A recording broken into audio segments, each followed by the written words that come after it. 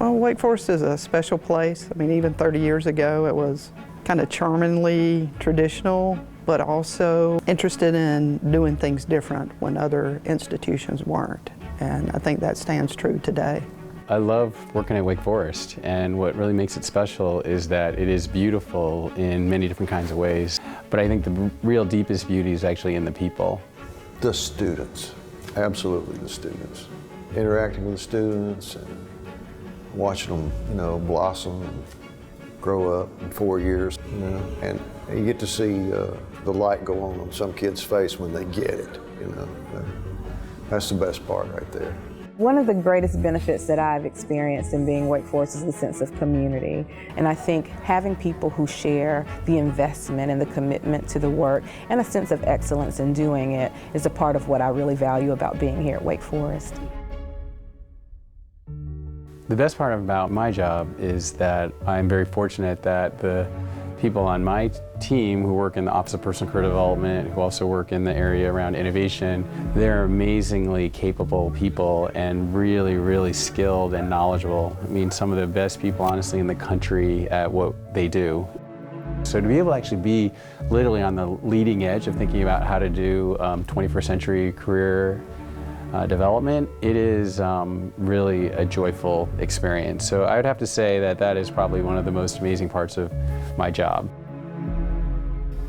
I have professors bring me students one-on-one that need help trying to execute an idea, solve an issue that they really don't understand. And so you communicate with the student on the level to where you try to get in their mind and understand what they're trying to create, and then you try to help them until they're satisfied with their vision of it.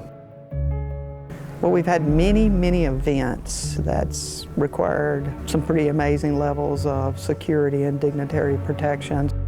2 presidential debates to hosting Dr. Maya Angelou's funeral, being the first campus police department accredited by the International Association of Campus Law Enforcement in 2007.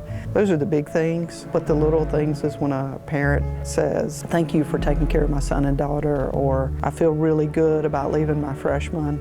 We have students that come back after graduation and say, "Thank Officer X, Y, or Z for what they did one night," and those are the things that really make the difference in terms of proud moments. Thrive was a huge privilege and opportunity to lead and to conceptualize the hundreds of partnerships that we established with organizations and entities, not only on campus but also in the Winston-Salem community. The improvements that we've seen in students engaging in self-care behaviors, the decreases that we've seen in some of the harmful behaviors like alcohol misuse, the ways that the value of well-being has been infused into so many different departments and a part of our institutional culture. It's more of an expectation that this is a part of who we are. Not only are we pro humanitate, we also really value well-being. I want to pass on to the next generation all the knowledge I have acquired. I don't want to take it with me when I go.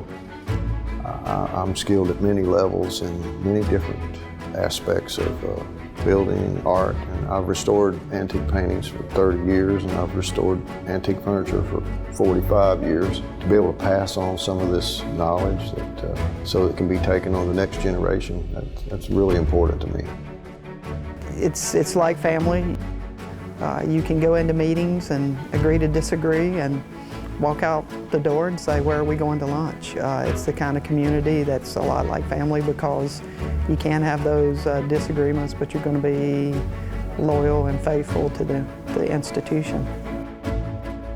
One of the things that I often think about, both in the work that I did for 5 years here at Wake and the work that I'm leaning into now, is that it really is a gift that every individual brings when they show up completely, whether it is my religious beliefs, whether it's my cultural experiences, whether it's the language that I choose to communicate with, that all of those aspects of who I am, all of those identities matter.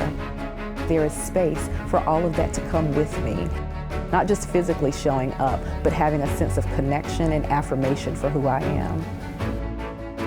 When I think about the values of Wake Forest, I think of this idea of being an amazingly caring community, really strive for excellence. I like the phrase excellence without being pretentious.